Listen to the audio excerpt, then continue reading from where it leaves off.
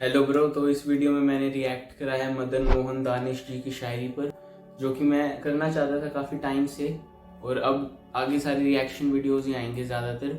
शायरी मेरे हिसाब से उन कुछ गिनी चुनी चीज़ों में से एक है जहाँ पे कि इंसान का लॉजिकल ब्रेन और इमोशनल ब्रेन दोनों साथ में आकर हाथ जोड़कर कहते हैं कि वाह भाई मज़ा आ गया। जैसे ही कोई शेर पूरा होता है, उसके पूरे होते ही जो रिएक्शन निकलता है almost like a reflex action, वो रिएक्शन टोटली इमोशन बेस्ड होता है, जो कि ट्रिगर होता है राइमिंग, वर्ड्स, टोनैलिटी, स्पीकर की, जिस तरीके से शेर डिलीवर करा गया और जो भी उसमें बात हुई है उसके बेसिस पर। उस इमोशनल रिएक्शन के निकलने के बाद जाके कोई इंसान एनालाइज जब करता है, सारी मेटाफोर्स को डिकोड करते हैं जो भी उस शेर में यूज हुए हैं, उसके बाद जाके उसके नीचे का सटल लॉजिकल मीनिंग निकलता है, जिस प्रोसेस में लॉजिकल ब्रेन एक्टिव होता है। जैसे कि राहत इंदौरी साहब ने कहीं पर कहा था, मेरे को याद नहीं आ रहा कहाँ पर कहा था, कि जो शेर सुनने का सही तरीका है वो ये है कि उसे सुनते ही उसका मतलब निकालने नहीं जाना चाहिए।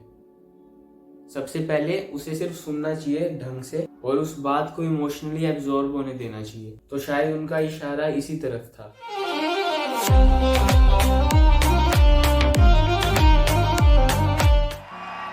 उधर है शाम जमी आसमां मिलाए हुए,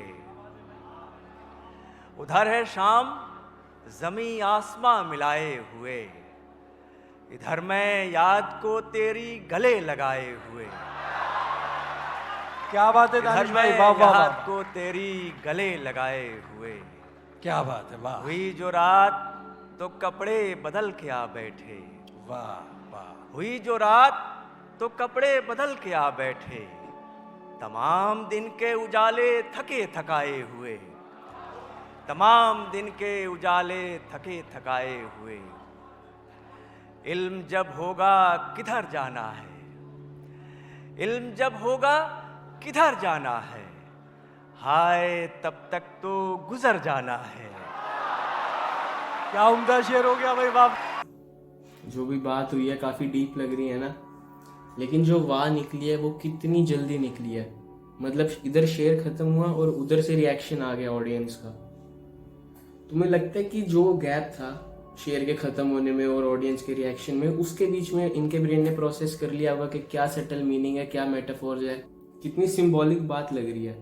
इतनी जल्दी मतलब नहीं डिकोड करा होगा मेरे हिसाब से। तो ये इमोशनल रिएक्शन है जिसकी मैंने स्टार्टिंग में बात करी थी। जोरदार तालियां होनी चाहिए दोस्तों शेर पे। क्या उम्दा शेर है, वाह। फिर पढ़िए भाई। इल्म जब होगा, इल्म जब होगा किधर जाना है, हाय तब तक तो गुजर जाना है। इश्क कहता है भटकते रहिए, इश्क कहता है भटकते रहिए, और तुम कहते हो घर जाना है।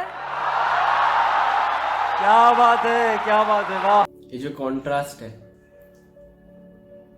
इश्क कहता है भटकते रहिए और तुम कहते हो घर जाना है। भाई ऐसा क्यों होता है कि जिधर भी दो कॉन्ट्रास्टिंग चीजें दिखाई जाती है ना साथ में, वो काफी सुंदर लगता है।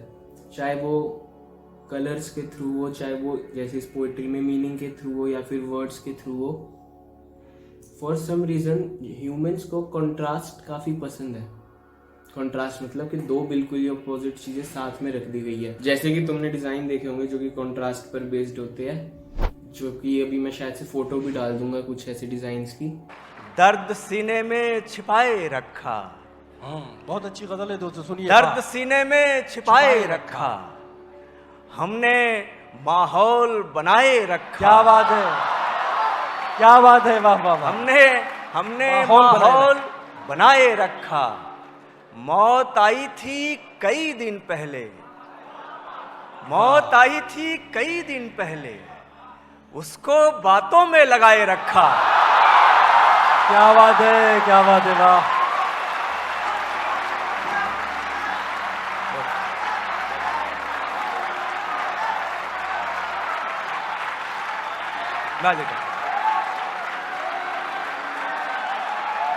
दर्द सीने में छिपाए रखा। मौत की पर्सोनिफिकेशन कर दी और उससे इंटरेक्ट कर रहे हैं। यही तो ब्यूटी है फिक्शन की और शायरी की। जो आर्ट है वो कितना ज्यादा कनेक्टेड है ह्यूमन के इमोशंस और मेंटल स्टेट और इन सब चीजों के साथ कि वो फीलिंग कैप्चर कर सकता है और कोई चीज फीलिंग कैप्चर नहीं कर सकती। एज ए थेरेपी भी यूज हो सकती है ऐसी चीजें। जो आर्ट है उसको कई बार एज ए थेरेपी भी यूज करा जा सकता है, क्योंकि ये एक काफी एग्जिस्टेंशियल लिबर्टी सी देती है इंसान को इंटरेक्ट करने की अपने मेंटल कॉन्फ्लिक्ट से, जहाँ पे वो उनकी पर्सोनिफिकेशन कर देता है या फिर बेटर आर्टिकुलेट कर लेता है अपने इमोशंस को आर्ट के थ्रू, शायरी के थ्रू। खैर आगे देखते हैं।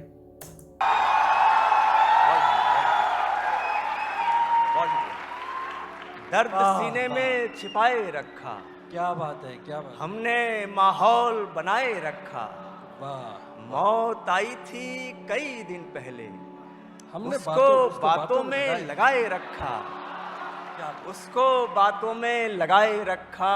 थे भटकने के बहुत अंदेशे, थे भटकने के बहुत अंदेशे, थे भटकने के बहुत अंदेशे, इश्क ने हमको बचाए रखा। वाह वाह वाह वाह। यार अभी मैं क्या मतलब इसकी इंटरप्रिटेशन निकालूं, क्योंकि अभी इसको सुन के जो मुझे फील हुआ, जो मेरे को लगा, वो मेरा पर्सनल है। वो मतलब मेरे लिए सब्जेक्टिव है।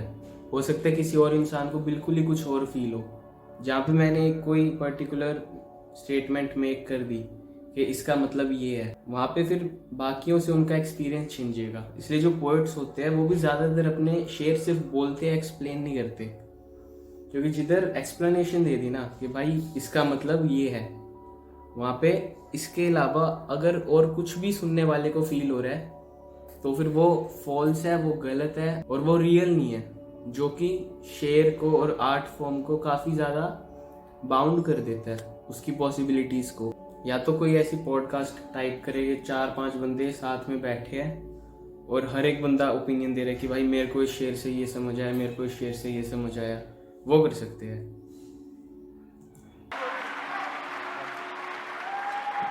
थे भटकने के बहुत अंदेशे, इश्क ने हमको बचाए रखा।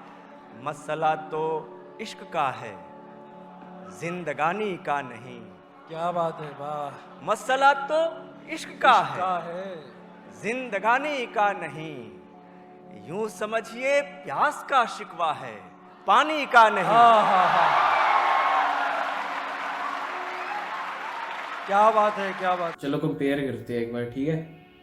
इश्क, जिंदगानी, प्यास और पानी। तो इश्क प्यास है, अगर जिंदगी पानी है तो अगर ब्रेक डाउन करने की कोशिश करें, अगर प्यास ना हो किसी को तो पानी की वैल्यू कितनी कम हो जाती है कि तुम्हारे सामने पानी पड़े लेकिन तुम्हें प्यास ही नहीं है। इसी को ही अगर एनालॉगसली देखें, जिंदगी है लेकिन इश्क नहीं है तो फिर जिंदगी की वैल्यू कितनी कम होगी। मैंने अपनी तरफ से बेस्ट कोशिश करी है एक्सप्लेन करने की। क्या बात है, क्या बात है, वाह। मसला तो इश्क का है, जिंदगानी का नहीं। यूं समझिए प्यास का शिकवा है, पानी का नहीं। वाह, क्या वाह। सितम है वक्त का इस दौर का हर आदमी। क्या बात है, क्या वाह। सितम है वक्त का इस दौर का हर आदमी। है तो एक किरदार पर अपनी कहानी का नहीं। वाह वाह वाह। क्या बात है, क्या बात।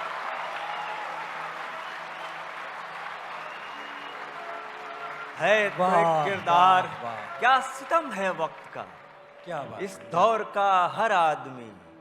है तो एक किरदार पर अपनी कहानी का नहीं।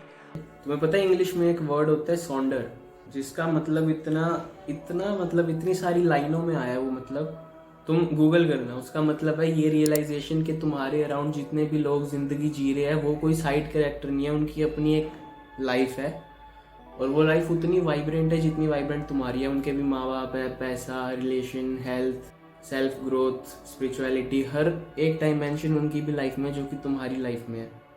और ये जो रियलाइजेशन है ये 24 घंटे बनी नहीं रह सकती, क्योंकि तुम्हें अपनी लाइफ और अपने नैरेटिव देखना है। वहाँ पे ज़्यादा तुम्हारा टाइम जाना चाहिए एज कम्पेयर टू दूसरों की लाइफ को रेशनलाइज करके देखना कि वहाँ पे भी ये सब चीज़ें हो रही होगी। तो उस फीलिंग को नाम दिया गया सॉन्डर। उसी वर्ड की एक तरह से एक्सप्लेनेशन ये शेर हो सकता है, जहाँ पे कि इस शेर ने वो रियलाइजेशन पैदा कर दी ऑन द स्पॉट हर इंसान के अंदर। जैसे कोई इंसान जिसने आज तक कभी पानी नहीं पिया, उसको समझाना हो कि पानी क्या होता है। अगर हम लॉजिकली जाए तो फिर वो चीज़ें होती है कि पानी गीला होता है, उसकी कोई फॉर्म नहीं होती, उसका कोई कलर नहीं होता, काफ़ी फ्रेजाइल है, वो काफ़ी सॉफ्ट है। सबसे सॉफ्ट दुनिया में कोई चीज़ है तो पानी है।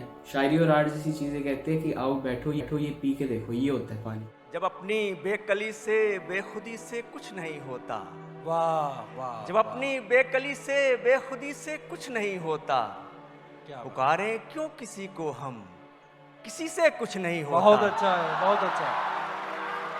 पुकारें क्यों किसी को हम, किसी से वाह, कुछ नहीं होता।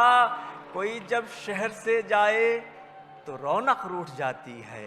वाह वाह। सुनिए दोस्तों, कोई जब शहर से जाए तो रौनक रूठ जाती है, किसी की शहर में मौजूदगी से कुछ नहीं होता। वाह।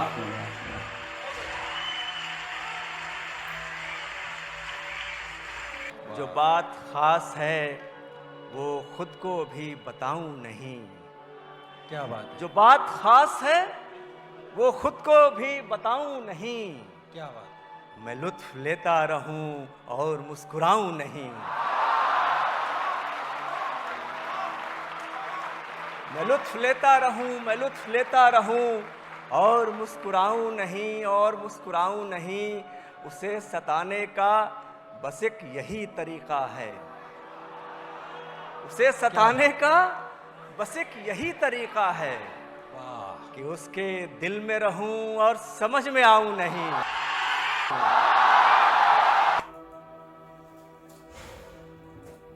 एक फिल्म का वो डायलॉग नहीं था, मैं दिल में आता हूँ समझ में नहीं हूँ। कॉपीड निकला भाई, यहाँ से कॉपी करा हुआ निकला वो भी। खैर बाकी अगर इसको समझने की कोशिश करी जाए तो यार ये तो सैडिस्टिक प्लेजर नहीं हो गया। सैडिस्टिक प्लेजर होता है कि किसी इंसान को कुछ बंदे अपने पार्टनर से नाराज हो जाते हैं और वो जो प्रोसेस होता है जिसमें वो उन्हें मना रहा है, उन्हें उसमें प्लेजर मिलता है, उसे सैडिस्टिक प्लेजर सा कहते हैं। या भी किसी इंसान को स्ट्रगल करते हुए देख के खुशी मिल रही है, यार ये तो टॉक्सिक चीज होती है भाई। खैर क्या बात, क्या बात।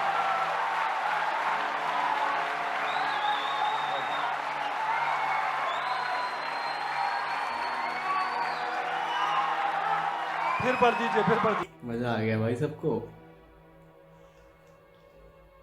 आखिर में 2-3 शेर सुनाता हूँ दोस्तों, सुने मतलब कि और क्या आखिर तुझे जिंदगानी चाहिए, और क्या आखिर तुझे जिंदगानी चाहिए। आरज़ू कल आग की थी, आज पानी चाहिए।